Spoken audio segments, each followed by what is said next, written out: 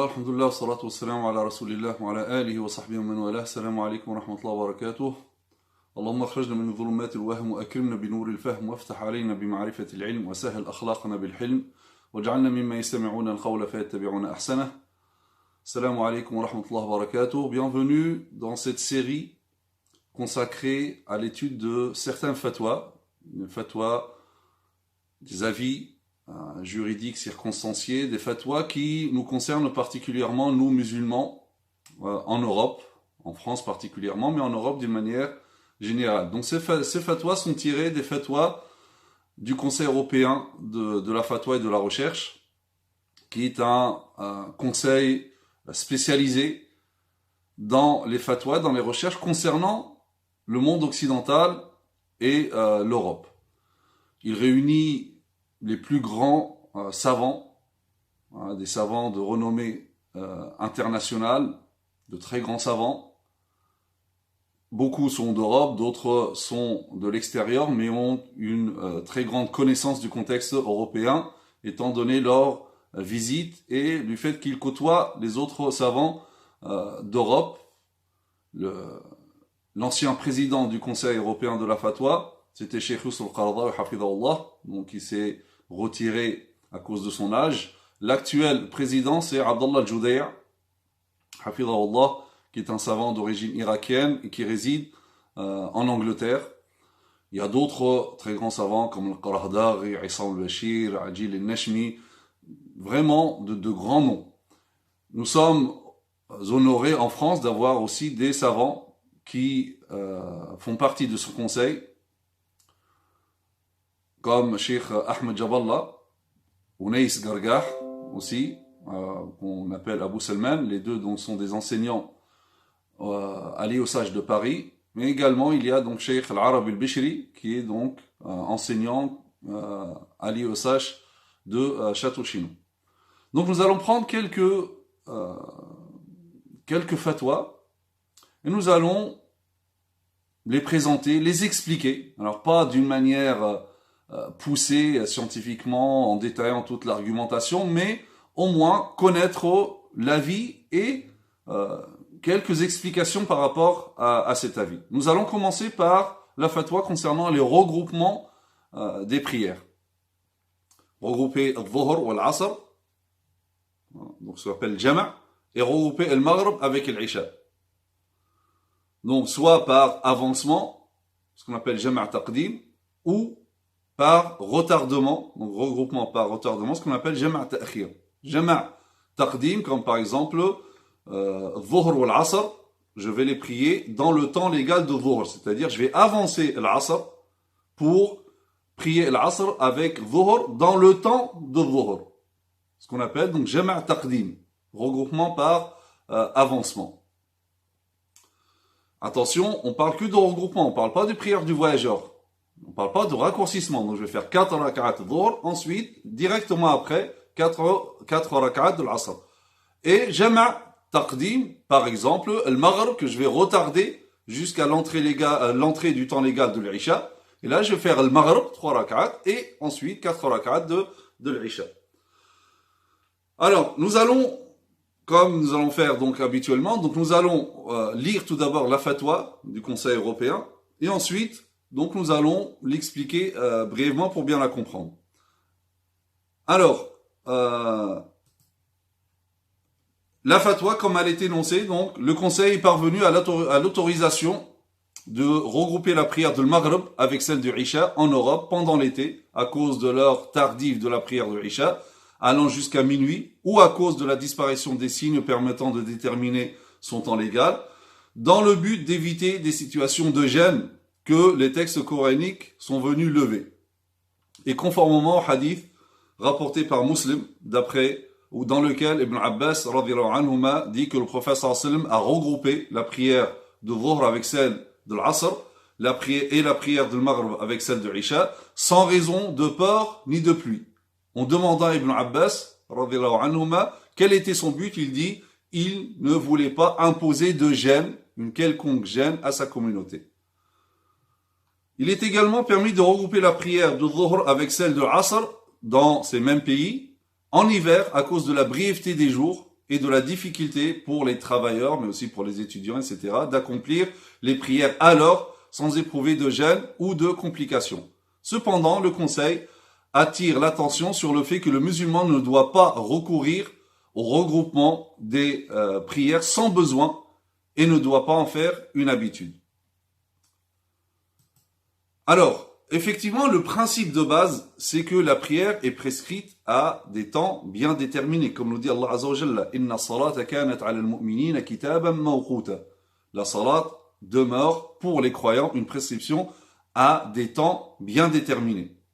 Et bien sûr, c'est la sunna qui nous a détaillé le temps légal de chaque prière. Donc il n'est pas permis d'accomplir la salat avant ce temps, comme il n'est pas permis de la retarder au-delà de son temps, sauf pour un motif valable. Mais étant donné que l'islam est caractérisé par la souplesse, par la flexibilité, par le taysir, par le waqi'iyya, par le réalisme, donc l'islam a tenu compte des circonstances atténuantes et des situations exceptionnelles. Parce qu'à chaque fois que si une loi de principe apporte une gêne, forcément la législation a prévu une dérogation pour alléger, pour lever cette gêne. Donc l'islam, il a pris en considération ces circonstances atténuantes, ces situations exceptionnelles, et donc il a offert cette dérogation aux musulmans de regrouper les prières de Dhuhr avec l'Asr, soit par avancement ou par retardement, comme j'ai expliqué tout à l'heure, ou regrouper le Maghrib avec l'Isha par avancement ou par regroupement, ou par retardement. On ne peut pas regrouper par exemple entre l'Asr et le Maghrib. Non, c'est entre Dhuhr et l'Asr d'un côté et entre le Maghrib et l'Isha de l'autre. Salat al-Subh n'est pas concerné par le regroupement.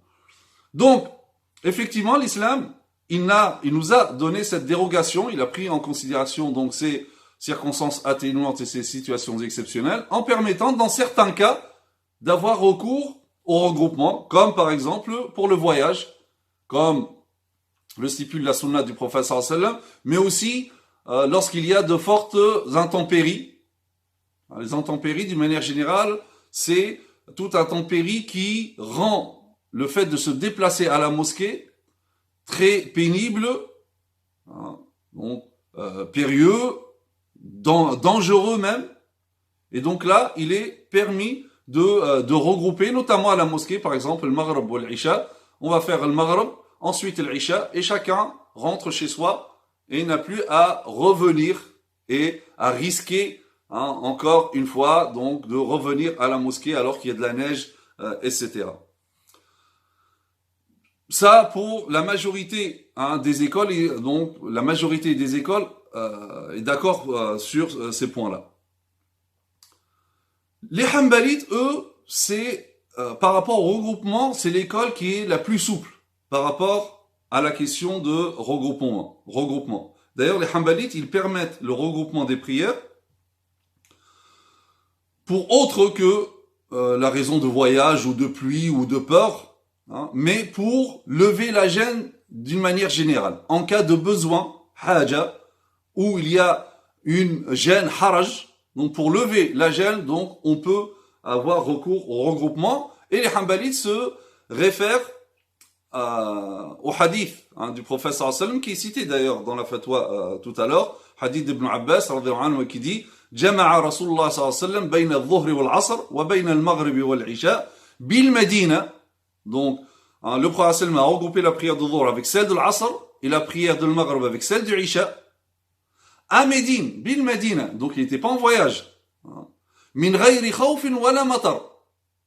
Donc, sans qu'il y ait une raison donc de peur ni de pluie.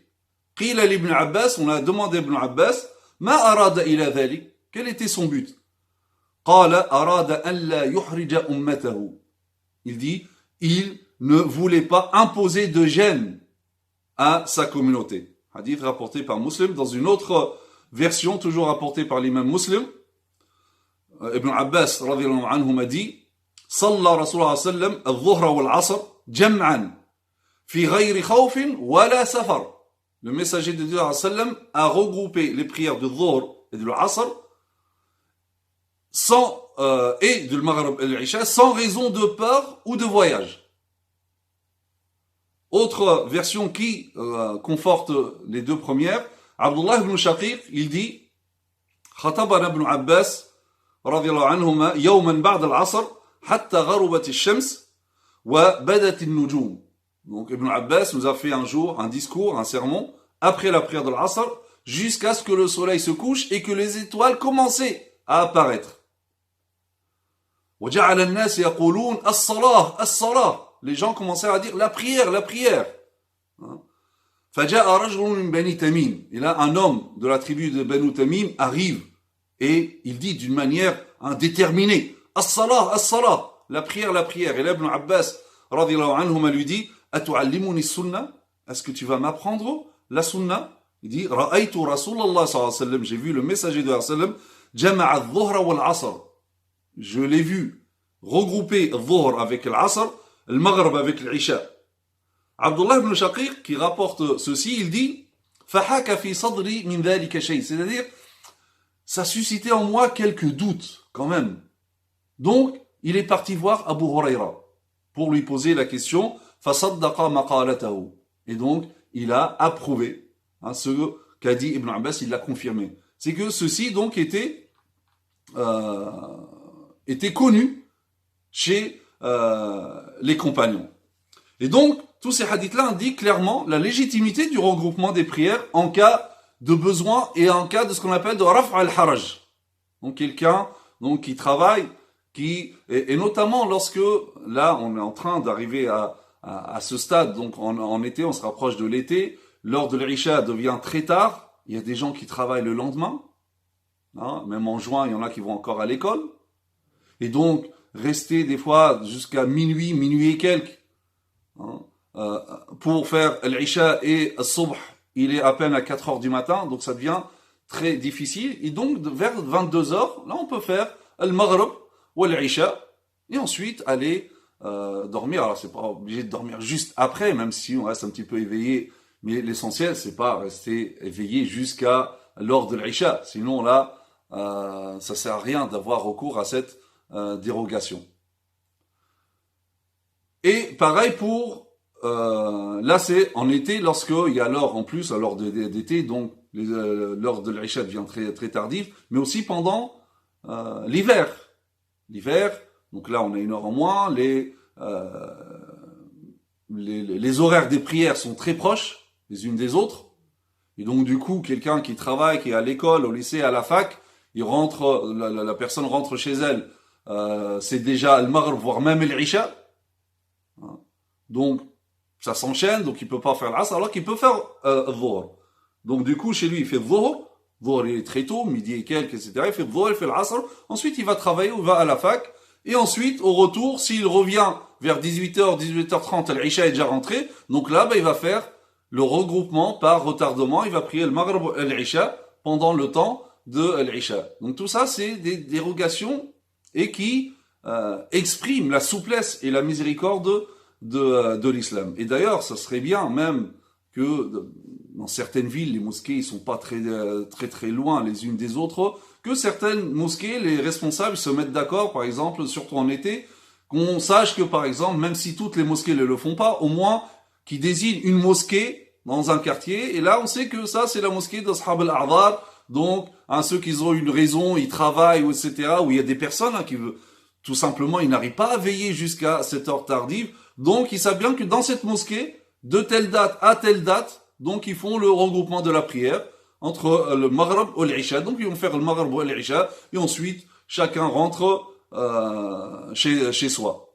Et lorsque on le fait à la mosquée, là il n'est pas obligé d'aller dormir directement, parce que l'un des buts, c'est pas uniquement parce que je travaille demain, mais aussi c'est pour éviter de sortir dans la nuit vers minuit, 1h du matin, on est encore dehors, etc. Donc, par mesure de sécurité, pour pas gêner les voisins, etc. Donc, on peut prendre donc cet avis des Hanbalites, et c'est ce qui est, d'une manière générale, lorsqu'on parle des fatwas concernant notre cas, ce qui est intéressant, c'est de prendre les avis les plus appropriés à notre contexte. Non, parce que l'objectif de fiqh, c'est d'adorer Allah Azza wa Jalla en toute sérénité. Et donc, je vais prendre l'avis qui me permet d'adorer Allah Azza wa Jalla en toute sérénité et quiétude, loin de toute complication et de toute gêne. Donc voilà, par rapport à cette première fatwa. Et d'ailleurs, Ibn Hajar al-Asqalani lui-même, donc il dit, dans Fath al-Bari, un nombre d'imams ont appliqué la signification littérale de ce hadith, de le hadith d'Ibn Abbas. Ils permirent donc le regroupement en dehors du voyage d'une manière générale, à condition de ne pas en faire une habitude. Et c'est ce que dit la fatwa. Alors qu'est-ce que ça veut dire ne pas en faire une habitude? C'est-à-dire le faire habituellement et sans raison. Attention, ça ne veut pas dire, par exemple, si je fais ça pendant un mois ou plus, à cause du travail ou etc., là, c'est pas considéré que je l'ai fait par habitude. Parce que là, bien que je l'ai fait tous les jours, mais c'est pas ce que veulent dire les fuqaha lorsqu'ils disent ici de ne pas en faire une habitude. Lorsqu'ils disent ne pas en faire une habitude, d'ailleurs, c'est pas une habitude parce que ça dure pas toute l'année, même si ça dure un mois ou 2 mois, etc. Et deuxièmement, et c'est là le plus important, c'est que c'est fait pour une raison valable. D'accord? C'est fait pour une raison valable. Donc, par exemple, le travailleur, lorsqu'on arrive le week-end, donc du coup, s'il peut veiller jusqu'à minuit, donc là, par exemple, il va pas le faire, parce que là, il n'y a pas de raison. Sauf si, on a dit, quelqu'un, personne âgée ou malade, etc., il ne peut pas veiller jusqu'à minuit. Là, donc dans ce cas, c'est possible. Mais l'essentiel, c'est que lorsque les savants disent, à condition de ne pas en faire une habitude, ils veulent dire par là, ne pas avoir l'habitude de faire cela sans raison. Donc il faut que ça soit motivé quand même par une raison, il y a une certaine gêne qu'on veut lever, car l'islam est venu lever toute gêne. Il ne vous a imposé aucune gêne en matière de religion. Donc voilà par rapport à cette première fatwa. أقول قولي هذا واستغفر الله لي ولكم وسبحانك اللهم وبحمدك نشهد أن لا إله إلا أنت نستغفرك ونتوب إليك وصلي اللهم على سيدنا محمد وعلى آله وصحبه وسلم تسليما والسلام عليكم ورحمة الله وبركاته.